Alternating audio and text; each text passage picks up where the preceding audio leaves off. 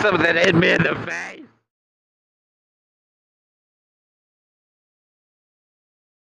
Heated grips on because I'm a bit of a puff. And go. Oh, it's raining, so you're probably going to be able to see bugger all. But I did clean the visor. I got some lemon pledge. Senor, we need more lemon pledge. Consuela, you're supposed to buy the lemon pledge. No. No. I've got a raindrop hanging off the end of my nose as well. That Skoda there, I'm almost certain is abandoned. Almost certain it's abandoned. It's been there for ages.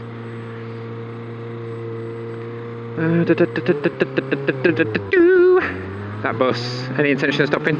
Yeah.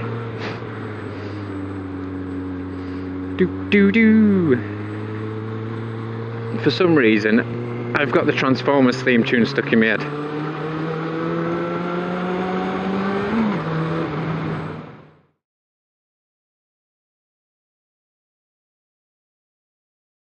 Are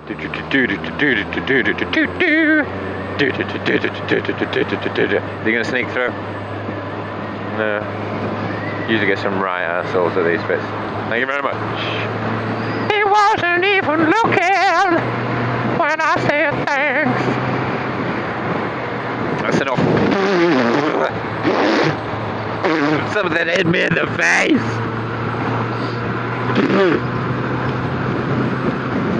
I don't even know what it was. It smells like sewage.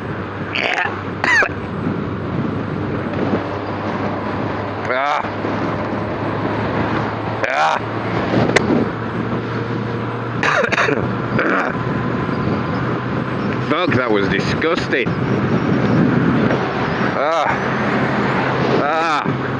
If I put my visor down, it stinks of shit. If I put my visor up, I'm scared some more shit's gonna hit me in the face. Oh dear. Not what you want on the way to work. Not what you want to brighten your day up. Hey, I'm gonna fling a bit of poo at your face. It probably horse shit.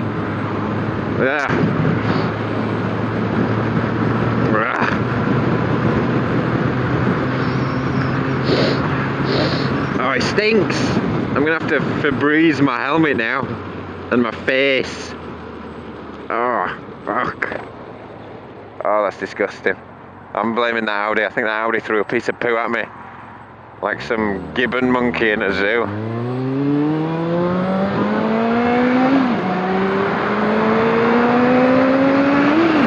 Oh, I need to get to work and wash my face.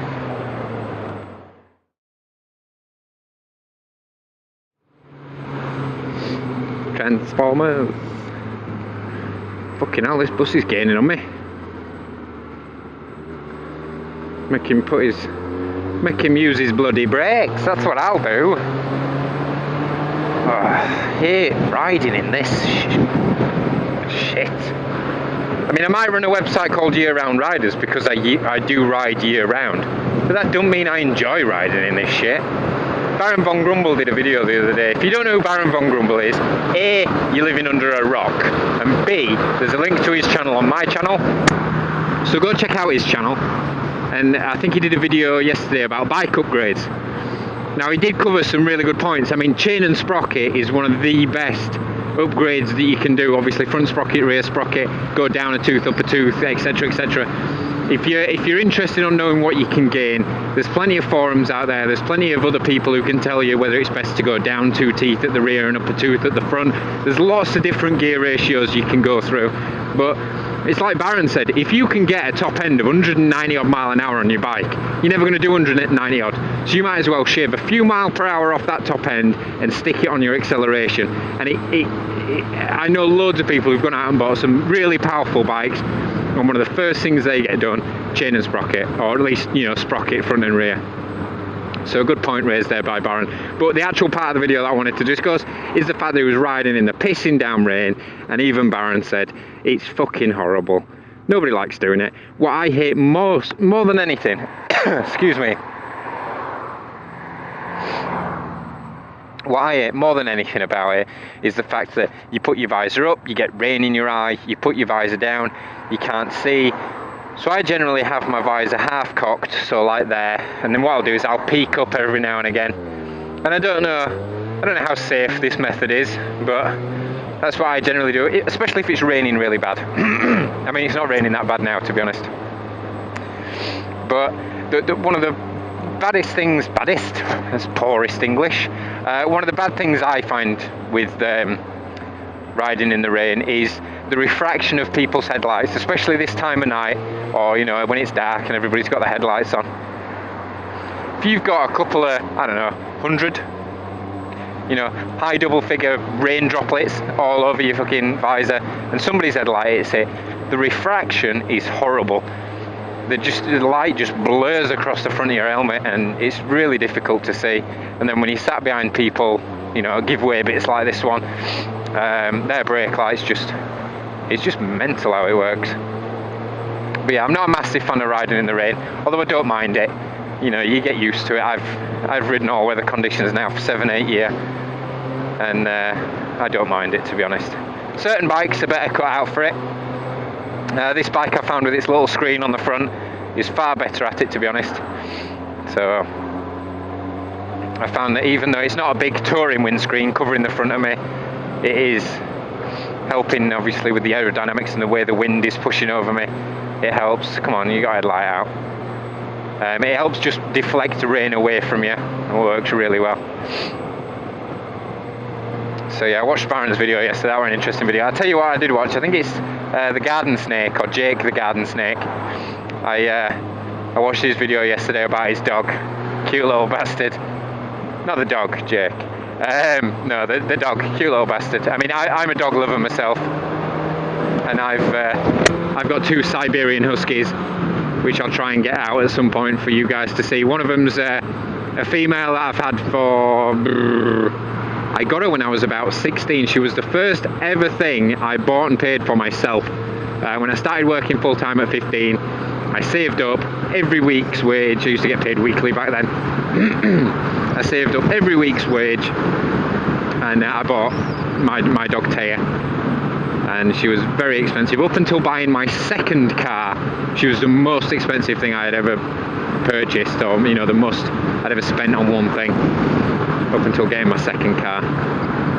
She actually cost more than this bike, which is really weird. But back then when I got her Siberian Huskies, they were really rare, they were in demand. I mean, she's not even a pedigree, she's got a little bit of German Shepherd in her, which to be honest I love about her, because it just gives her a really, really good personality. And then I adopted a 1-year-old, no, he was 10 months old when I adopted him, pedigree Siberian Husky called, his name when we got him was Phoenix. And to be honest, I thought that was a really anal name. I didn't feel right getting, coming to a crossing going, sit down Phoenix, come on Phoenix, cross, come on Phoenix. It just sounded like dickish to me. So we changed his name.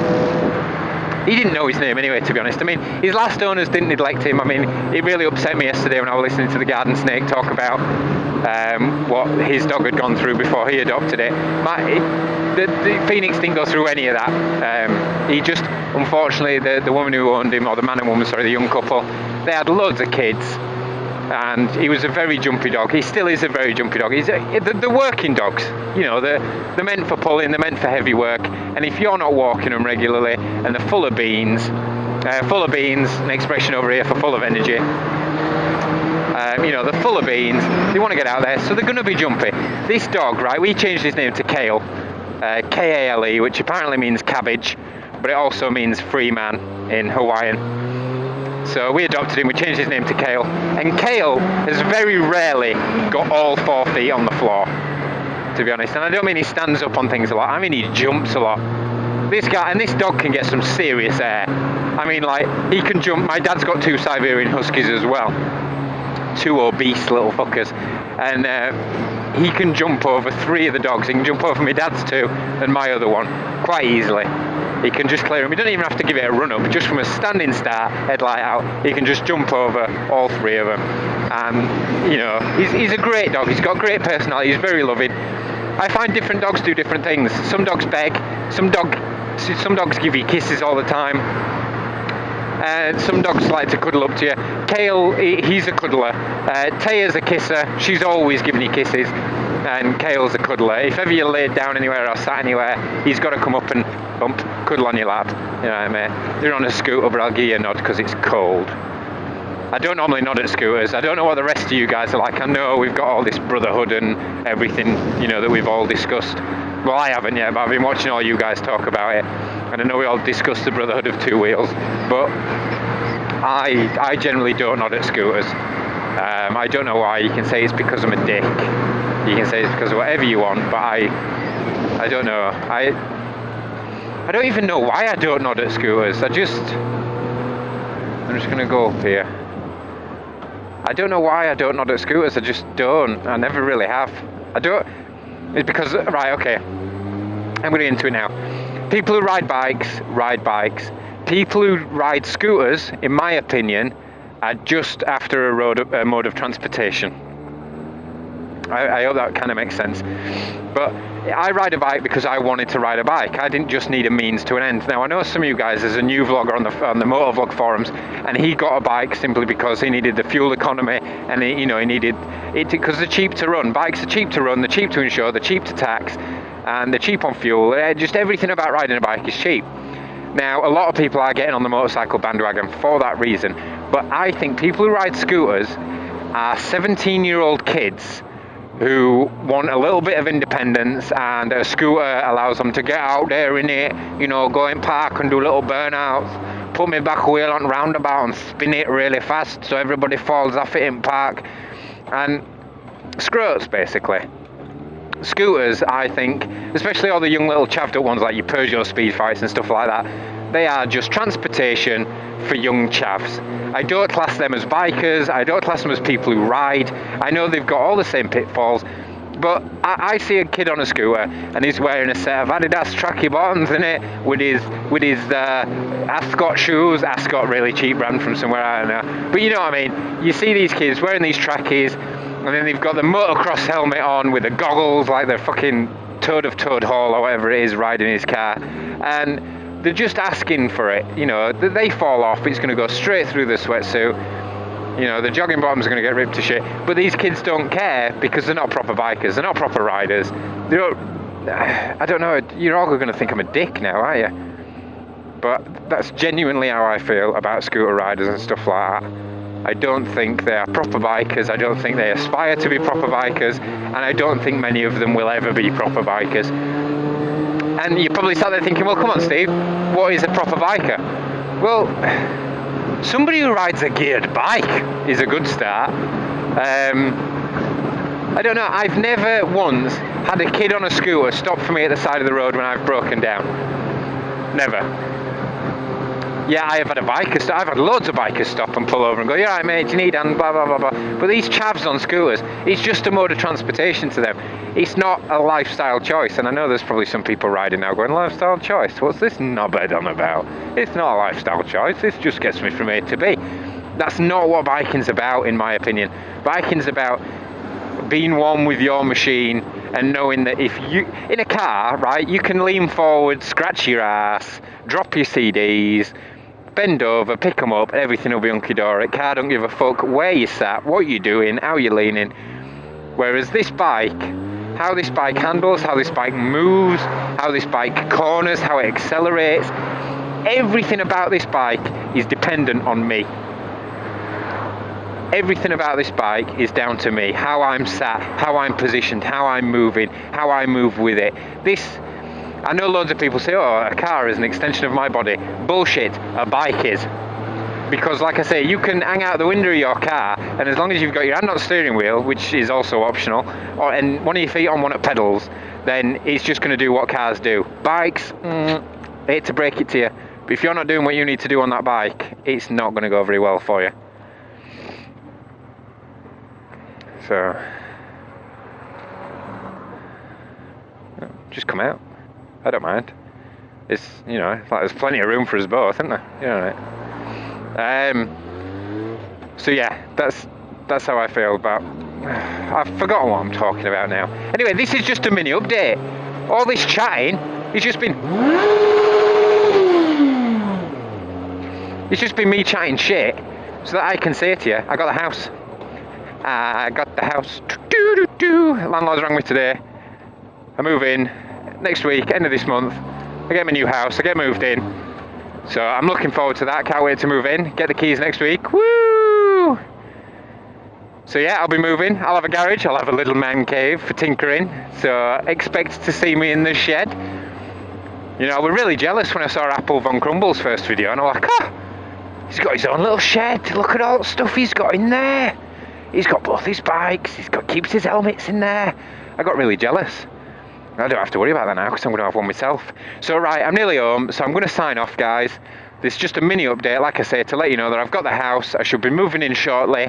I'm going to be doing lots and lots of vlogs. The vlog to and from work is going to improve in length as well. So that's all for me for now. Take care of yourselves. Please like, comment and subscribe. Much love, Steve.